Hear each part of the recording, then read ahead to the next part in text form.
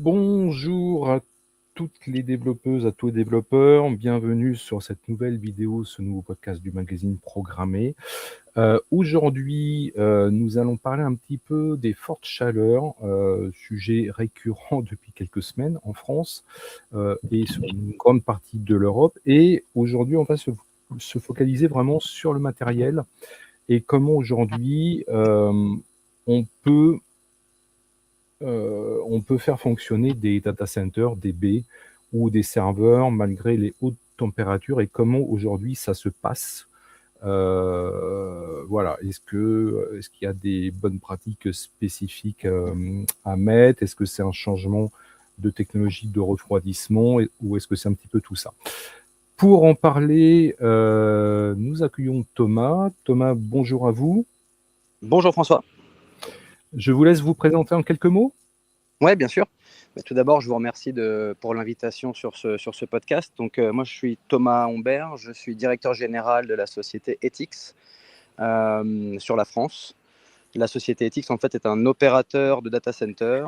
Donc, aujourd'hui, nous opérons un réseau de 19 data centers, dont 18 sont positionnés en France, répartis sur 6 régions. On y fournit des services qu'on appelle de colocation, donc services d'hébergement informatique. On va héberger tout simplement les infrastructures, les serveurs de nos clients. Et l'idée étant qu'on est spécialisé sur ce qu'on appelle le Edge Data Center, donc les data centers de proximité.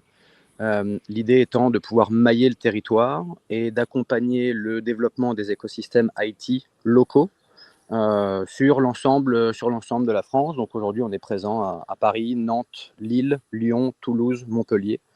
Et puis demain sur d'autres régions pour continuer ce maillage. D'accord, très très bien. Donc, effectivement, aujourd'hui, enfin depuis quelques semaines, il y a des températures élevées qui s'abattent sur le pays. Comment aujourd'hui, un acteur comme vous appréhendez ce genre de situation? Alors, par design, effectivement, on sait que les data centers sont dimensionnés pour supporter ou gérer effectivement un certain niveau de température. Est-ce que là, on est toujours dans la tolérance ou est-ce qu'on dépasse en fait ces principes? Alors c'est une excellente question. J'allais vous dire, ça va dépendre de l'âge du data center et de sa conception. Comme vous l'avez justement dit, les températures évoluent depuis maintenant quelques années, voire quelques dizaines d'années à la hausse. Et là où il y a encore une dizaine d'années, les équipements de création, de génération de froid, donc les groupes froids tout simplement extérieurs, étaient calibrés pour fonctionner sur des plages de température allant jusqu'à 35, 36, 38, voire Mmh. 40 degrés. Mmh. Aujourd'hui, on se rend bien compte que ça ne suffit plus. Mmh. Donc aujourd'hui, on a des équipements qui peuvent fonctionner jusqu'à 50 degrés, voire plus. Et vous voyez, typiquement, un exemple assez concret, sur nos contrats d'hébergement, on a des plages de fonctionnement jusqu'à il y a encore 2 ans, on avait des plages de fonctionnement allant de moins 20 degrés jusqu'à plus 42 degrés Celsius, donc Mmh. température mesurée sur la station météo la plus proche du data center. On a rehaussé cette température maximum à 50 degrés pour pouvoir Mmh. assurer justement le fonctionnement surtout nos contrats, qu'ils soient en ligne finalement avec l'environnement extérieur. Et puis, ça implique, comme vous le disiez, derrière tout un travail, tout un renouvellement de l'ensemble de notre parc de groupes froids, Mmh. d'équipements liés à toute cette technologie de cooling pour Mmh. pouvoir supporter ce type de Mmh. chaleur. Alors, ce qu'il faut aussi préciser à ceux qui nous écoutent, hein, il existe différentes technologies, différentes approches de refroidissement. Le plus classique jusqu'à il y a une quinzaine d'années, c'était le refroidissement dit mécanique, hein. C'est typiquement de la ventilation, de la climatisation. Donc ça, c'est du méca, on va dire, pur et dur. Mhm. Après, on a eu effectivement du free cooling. On a tout ce qui est usage du liquid cooling. Euh, Est-ce que tout ça, en fait, ça se combine et est-ce que ça permet aujourd'hui voilà, de mieux supporter? ou du moins d'atténuer la pression de la température externe? Oui, alors, il faut bien distinguer les technologies de refroidissement du data center lui-même, Mmh. donc les équipements qu'on va mettre à l'extérieur du data center, et les technologies de refroidissement des équipements de nos clients. Sur la première catégorie, effectivement, jusqu'à présent, on a ce qu'on appelle des aérocondenseurs, on peut avoir également des groupes froids. Vous parliez de free cooling. Mmh. Le free cooling, c'est une technologie qui va nous permettre de refroidir la salle IT grâce à la température extérieure lorsqu'elle est inférieure à 17 degrés Celsius, et ce, en évitant d'allumer des compresseurs sur ces groupes froids extérieurs qui vont permettre de générer du froid. Donc en dessous de 17 degrés, on n'allume pas les compresseurs, on consomme donc beaucoup moins d'énergie et on Mmh. améliore l'efficacité énergétique de notre site. Au-dessus de 17 degrés, effectivement, vous le disiez, c'est des équipements mécaniques, donc on génère du froid grâce à tout un système de ce qu'on appelle de liquide glycolé, d'eau glycolée ou ce type de technologie. Et là, on a besoin d'allumer des compresseurs pour pouvoir générer le froid, un peu comme on a avec nos splits sur les fenêtres de nos appartements. Et dans ce cas-là, on consomme beaucoup plus d'énergie. Donc les technologies pour les refroidissements extérieurs ont effectivement évolué pour permettre de fonctionner, ou en tout cas d'être le plus efficiente possible, de consommer le moins d'énergie possible. Et puis petit à petit, en augmentant les températures également maximales autour desquelles elles peuvent fonctionner. Mmh. Pour ce qui est de la deuxième catégorie, donc les équipements de nos clients, en salle IT cette fois-ci, on a deux grandes catégories de refroidissement. Alors, j'ai peut-être trois catégories. La première, c'est le refroidissement à air, donc c'est la plus connue. Grosso modo, on a des armoires de climatisation qui soufflent de l'air froid dans la salle IT, soit sous le faux plancher, soit en ambiance, qui vont venir refroidir tout simplement les serveurs des clients avec le flux d'air qui passe entre les composants électroniques. La deuxième technologie, c'est ce qu'on appelle le direct liquid cooling. À ce moment-là, les équipements des clients sont toujours au sec. Cependant, il y a plein de petits réseaux de canalisation, de micro-canalisation qui passent dans les serveurs au plus proche des équipements des composants type processeurs, etc., pour les refroidir avec une efficacité plus importante. Et enfin, il y a une troisième catégorie qu'on appelle l'immersive cooling, où là, c'est carrément les serveurs sont plongés dans des bacs d'huile, puisque le pouvoir d'échange calorifique de l'huile est beaucoup plus important que celui de l'air, et donc on va pouvoir refroidir ces équipements avec une efficacité beaucoup plus grande. Sur cette deuxième catégorie d'équipements, en fait, on va dire que le phénomène, l'enjeu que l'on essaye d'adresser, c'est pas l'augmentation des températures extérieures, mais l'augmentation de ce qu'on appelle la densité électrique des équipements des clients. Donc densité électrique, en fait, c'est sur un même serveur, la capacité, l'énergie que va consommer un serveur, et donc l'énergie qu'il va dissiper, puisque toute énergie électrique qui est absorbée par un serveur va ressortir à un moment en énergie, va être dissipée en énergie thermique, et c'est Mmh. bien ça qu'on essaye de refroidir.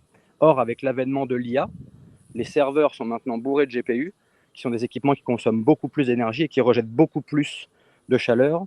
Et donc, pour pouvoir traiter cette chaleur, on est obligé de passer d'une technologie de refroidissement à air vers des technologies soit de direct liquid cooling, soit d'immersive cooling, comme je vous les décrivais. Mmh. D'accord.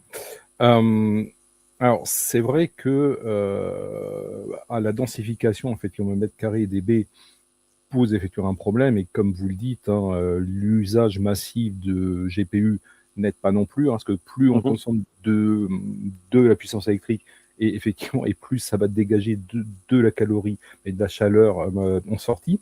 Est-ce que en fait, tout ce qui est, enfin tout ce qu'on appelle la chaleur fatale, est-ce que dans un contexte de forte chaleur, ça pose encore un autre problème?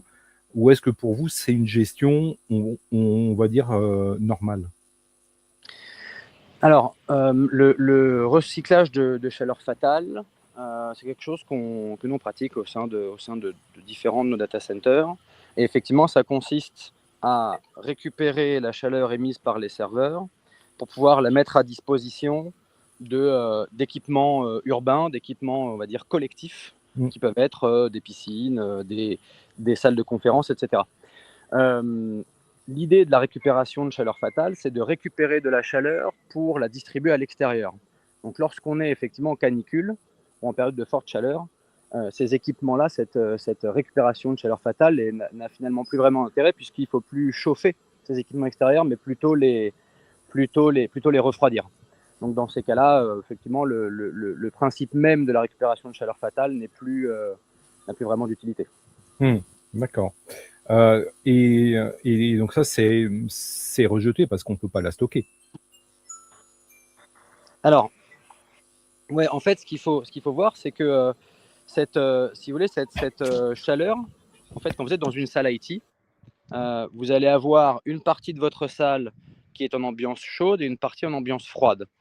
L'ambiance froide, c'est l'air qui est soufflé par les armoires de climatisation avant de passer au travers des serveurs des clients, qui se réchauffe au contact des serveurs des clients, et ensuite on arrive sur la partie chaude.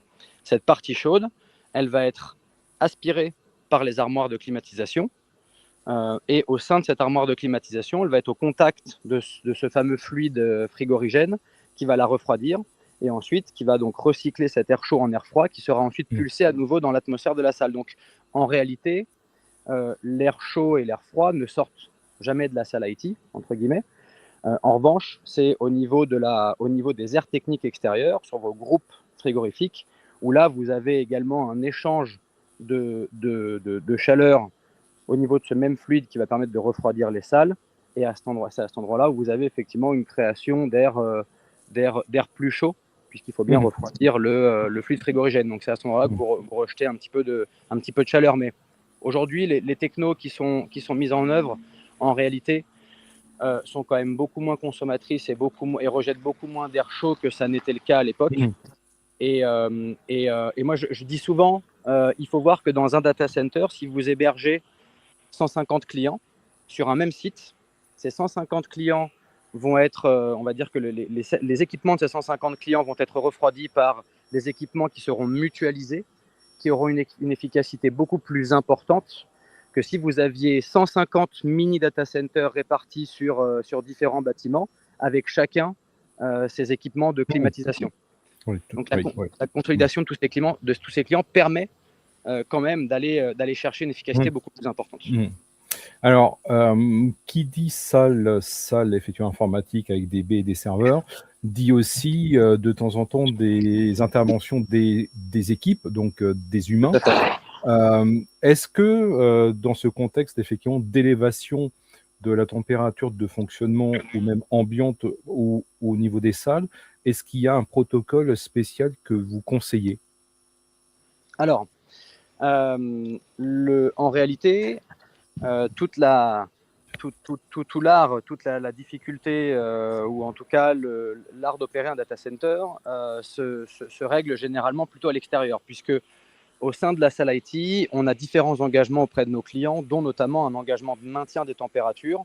Les températures généralement que vous observez dans un data center au niveau des engagements sont entre 18 et 27 degrés. Donc on ne doit pas dépasser les 27 degrés. La température en ambiance dans un data center, généralement, c'est plutôt de l'ordre de 22-23 degrés au niveau du soufflage des serveurs. Bon. Une fois qu'on a dit ça, effectivement, les équipes, le travail ne va pas réellement se faire en salle. Le travail va se faire au niveau de la supervision de votre infrastructure pour s'assurer que les équipements en salle soufflent à la bonne température, que les équipements extérieurs fonctionnent de la meilleure manière. Et donc, c'est plutôt un monitoring global, je dirais, de cette infrastructure. Les températures en salle ne s'adaptent pas réellement à la température extérieure puisqu'on doit maintenir toujours une température constante pour les serveurs de nos clients. En revanche, il y a un élément effectivement qu'il faut traiter, qui est un deuxième engagement de l'ensemble des opérateurs de data center, ce qu'on appelle l'hygrométrie, donc l'humidité en salle. Lorsque la température monte, et surtout lorsqu'elle monte violemment, lorsqu'elle monte rapidement à l'extérieur, vous allez retrouver une augmentation de l'humidité de l'hygrométrie dans vos salles informatiques. Hygrométrie qu'il faut pouvoir traiter. On le traite soit grâce à la température, donc à l'air qui sort des climatiseurs, soit grâce à ce qu'on appelle des humidificateurs ou des humidificateurs qui nous permettent de maintenir ces deux éléments. Et effectivement, la température et l'hygrométrie sont deux éléments qui fonctionnent de pair et qu'il faut bien maîtriser en période, alors plutôt qu'en période de canicule, plutôt dans les périodes de transition, de passage d'une température normale à une température très chaude, voire l'inverse. D'accord. Alors, au-delà effectivement de ces salles informatiques, il y a aussi des salles techniques, et moi je pense tout particulièrement aux salles batterie et puis aux salles onduleurs. Est-ce que elles sont traitées de la même manière, ou est-ce que vous êtes encore plus vigilant sur la température de ces salles techniques? Ouais. On a toujours une grande vigilance sur ces locaux. Batterie et onduleur, c'est le cœur du data center.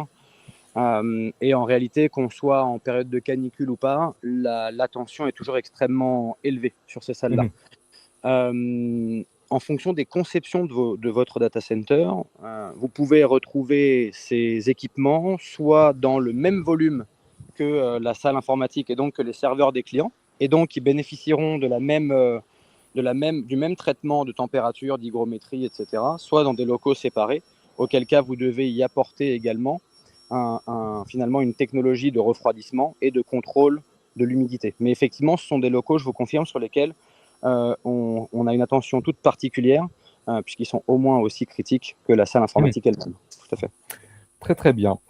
Thomas, un grand merci à vous de nous avoir donné quelques précisions sur comment aujourd'hui un data center fonctionne avec des fortes températures de 35 ou même largement au-delà dans certaines régions.